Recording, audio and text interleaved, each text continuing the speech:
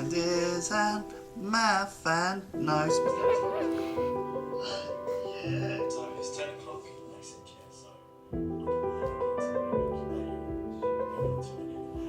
and she turned towards me. I just she's like crying. I thought I'd be done pretty well today. Okay.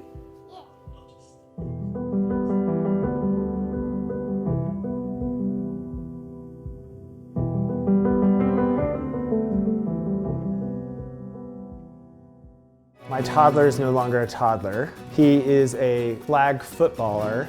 Both my ex and I got remarried. And so he has like 4 gay dads and he's like this bro. Playing football, he recites statistics to me all the way to school. I don't know what he's talking about, but I feel like I'm having the opposite experience of like straight dads who have gay kids and they don't know how to relate to them. He's 10 now, so I'm completely cognizant that I'm about to go into that full speed ahead. My name is Cameron Phillips. I'm very blessed to have 2 beautiful boys. My oldest Connor, who's just turned 13, and my youngest Nathan, who's 9. The moment we discovered that my wife was pregnant, the first thing I did was I entered our postal code into the Little League database to see what catchment we lived in, because I knew, boy or girl, that I was going to live vicariously through my children on the baseball diamond. My name's Sam Silverwood-Cope. I live and work in Brighton. Scarlett's my oldest daughter. She's 9.5. Tabitha's 7 last week. I'm Brett, I'm Florence's dad. So she turned 9 in March. One of the main things is obviously Flo was very sick when she was little, and in those intervening years she's just thrived basically. I mean, if you see her now you would never know she was sick. She's got stronger and stronger and healthier. We could never have hoped that she'd do as well as she is doing. It's a huge deal to just be relaxed for her, that you haven't got to kind of support her in a way that she doesn't even realise she needs you to.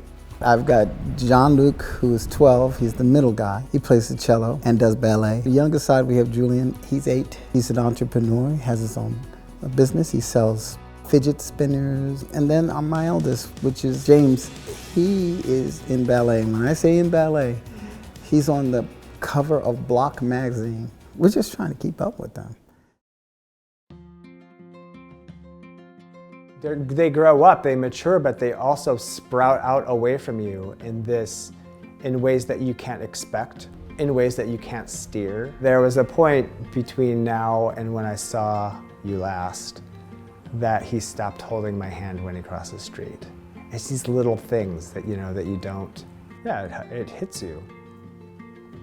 Oh, today is that day that you want to play with your friends in the park instead of like go home and do stuff with me. 9 years ago when we did the filming, I obviously just had a new kid. I had quite a small new business, and there was lots of, I suppose, fears about that business growing, about where we were going, about what we were doing on that side of things. I was like a fish out of water in terms of being a parent as well, not knowing what the hell was going on, and we're just like playing it by ear. I'm still playing it by ear.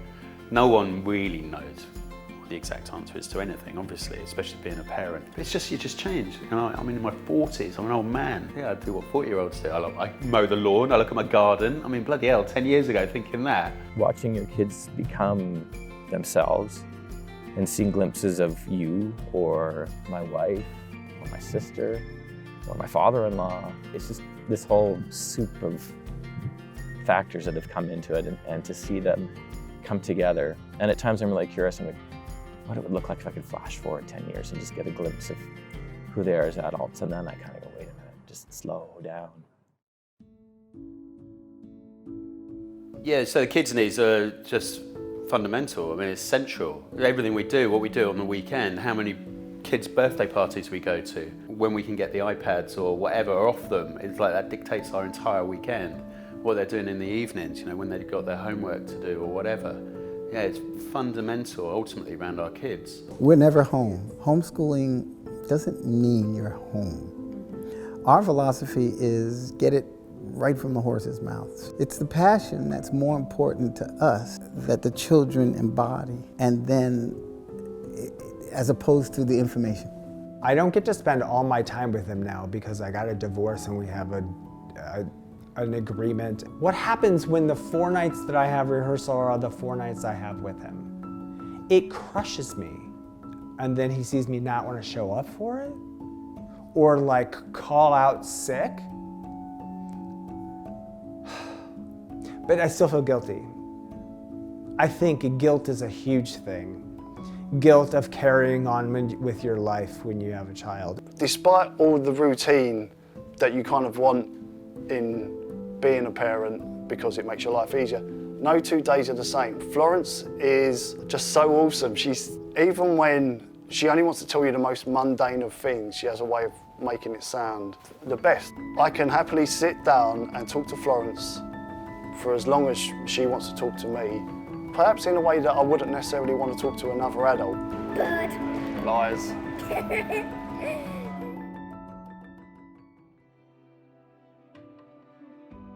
I'm from a very matriarchal family. So my mum ruled the roost. She went to work every day, but also came home and did everything at home as well, whereas my dad didn't. And my dad, you know, God bless him, he was like, would just be wandering around the house trying to find something for himself to do.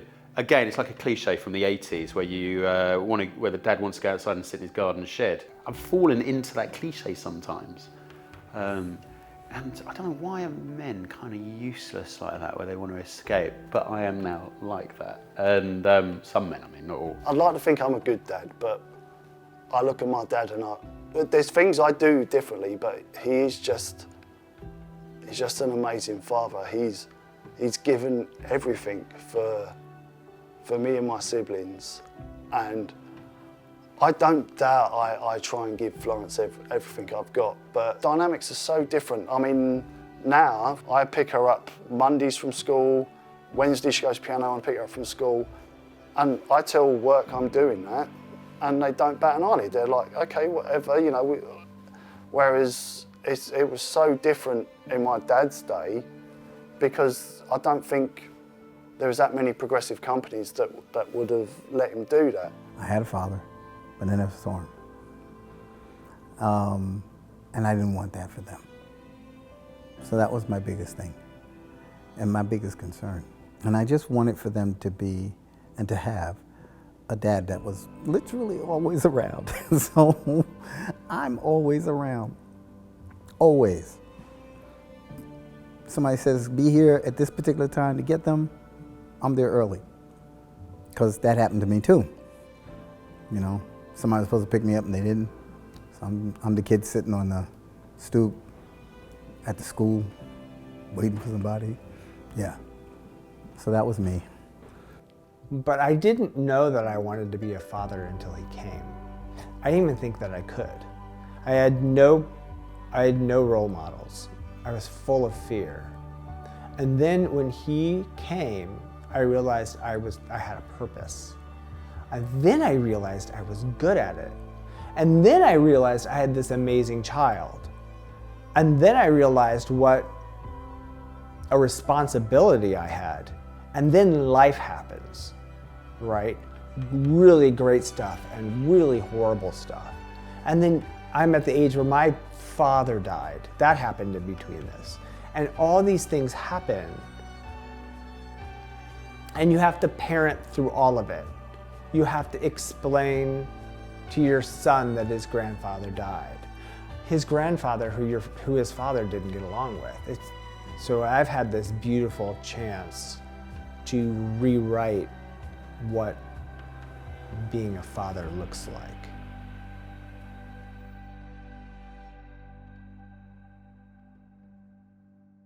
Scarlett's 9, and she's asking questions about very private things about where babies come from, etc. And it's kind of funny, but we're like, oh Jesus, I've got to answer that one now. We were at this play the other day, this thing there's a Fringe Festival going on at the moment, and this woman was talking about, for some reason, it was a lunchtime show, 20% of the audience were kids, and she still went on about female anatomy. I don't know what she did with parts of the female anatomy. And the first thing, and we saw 5 other acts, but the one that she wanted to talk about was obviously this gig. And I'm like, oh, Jesus Christ, I'm going to spend the rest of my afternoon talking about this bloody thing. And so, yeah, it's now, yeah. But the point is, I'm quite happy to talk about it. It's about educating, and it's like easier to talk about it than hiding away from it.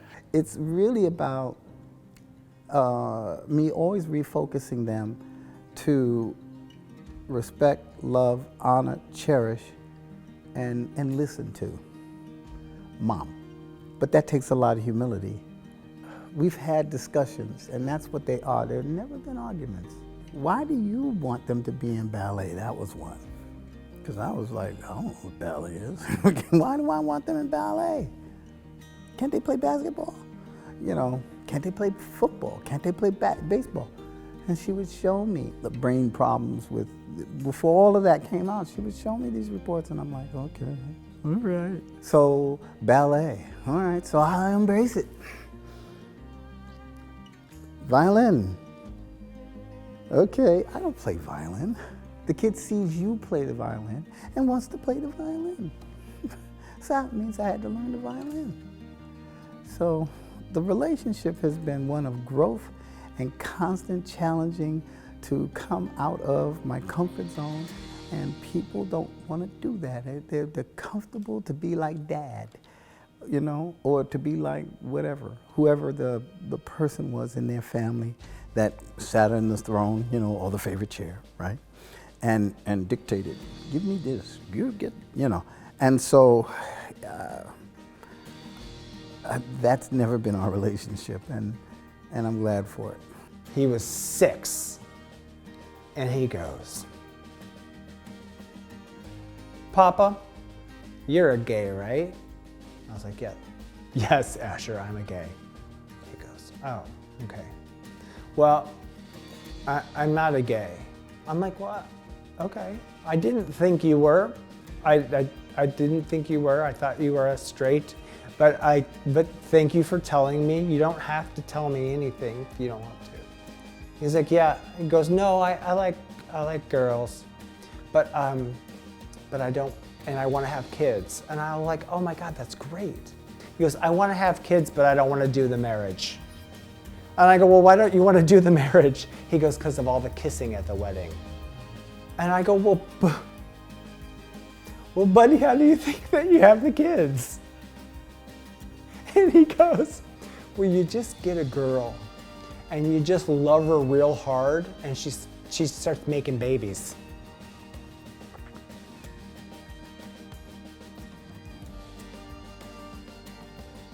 It's permanently imprinted on my mind. That memory is never going away.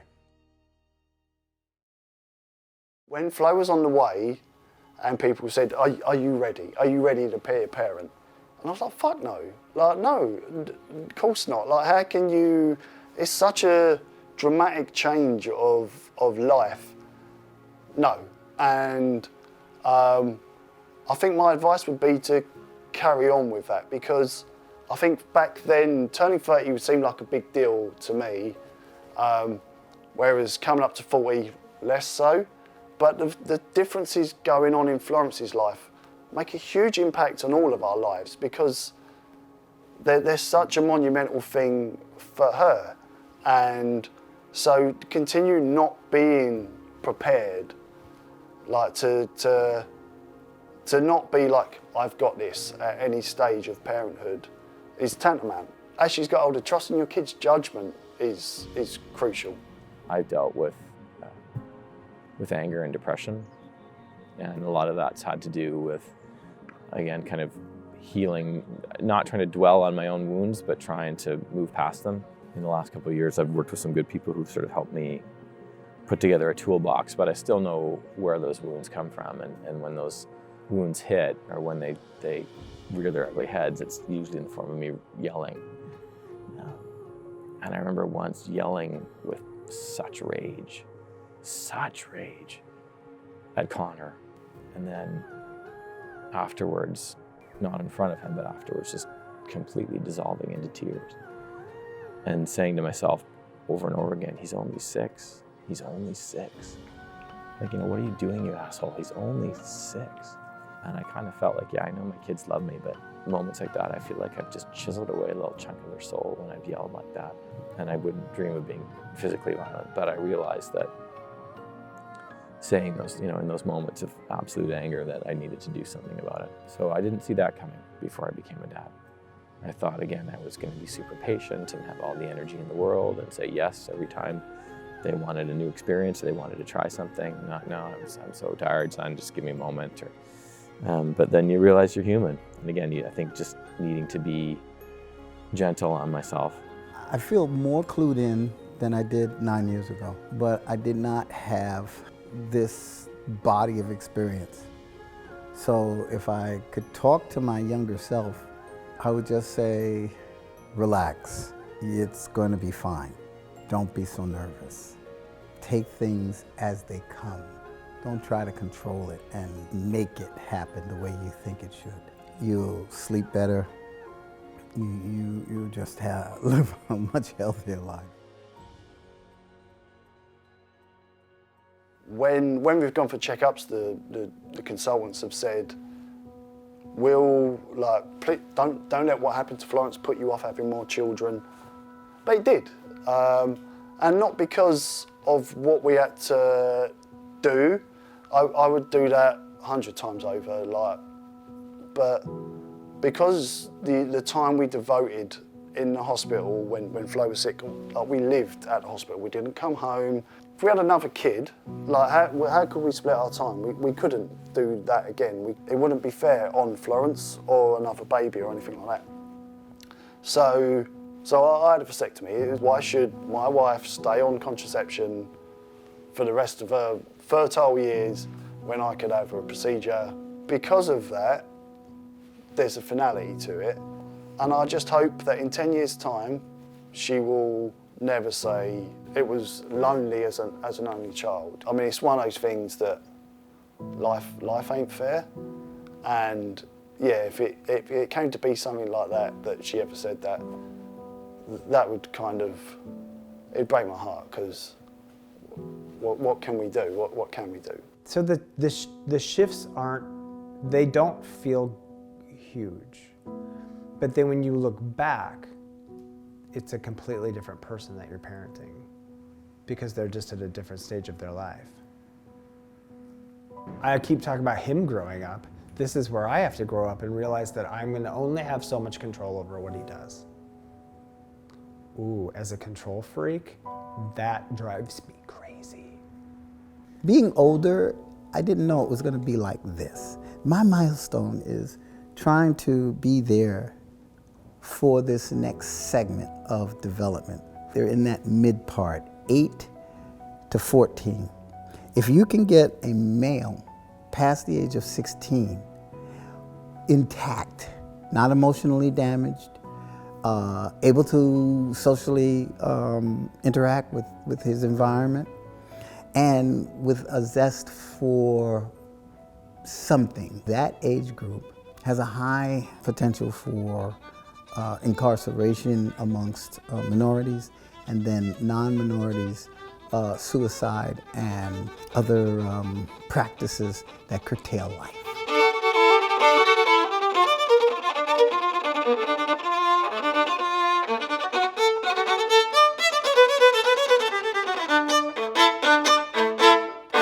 If you can get them in those 3 things at 16, you know, this is a big thing. I have 5 words that I use to describe Daddy. Funny, crazy, smelly, adventurous, and he's always I don't know how to describe it, but he's always happy, and he always listens to you. Don't worry about other people. Just don't worry too much. It probably isn't that serious anyways. So usually when I go to bed, I call my dad up, and he gives me a stroke on my back or my belly, and we just talk to each other. I usually say, tell me something interesting. We can just have loads of conversations together about just one thing. Cool. And if you had one thing to change about your dad, what would that be? Nothing. He's perfect. He tells me about things that I'm good at I didn't know about before. And then when I started to actually dig into that stuff, it was really fun. He told me a lot about myself. He's able to figure out stuff for us to do, like music or other activities for us to do in the day, since we're homeschooled. but I think it's gonna be weird if he's like not there anymore at all. He's super loving. Even sometimes, he's a great baseball coach. Even sometimes if he gets a little mad, we still always know he loves us. Yeah. He makes it very clear every day. He's just very special.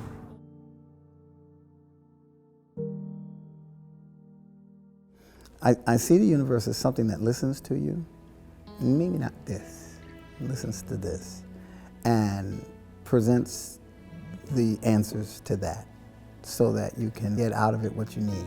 These kinds of things are things that I know that they will have, use, look at. They'll see other dads, and they'll go, okay, yeah, I think you did an okay job there, Dad. You know, I can take it from here. I'm good.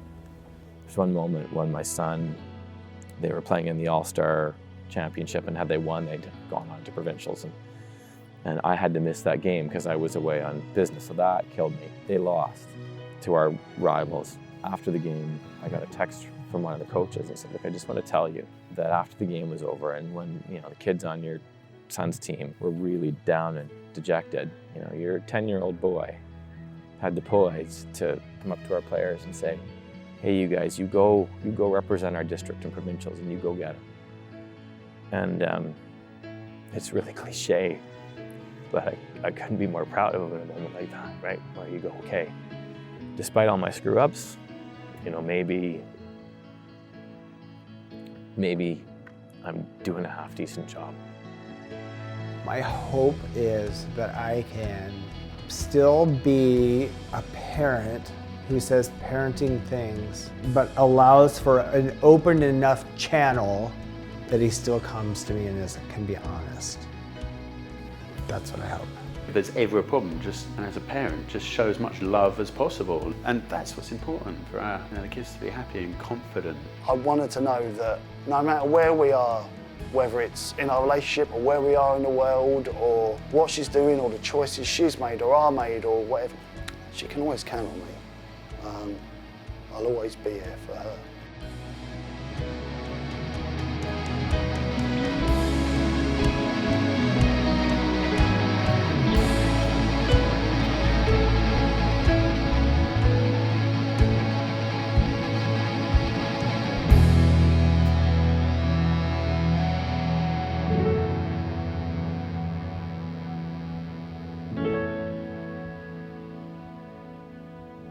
Mm-hmm.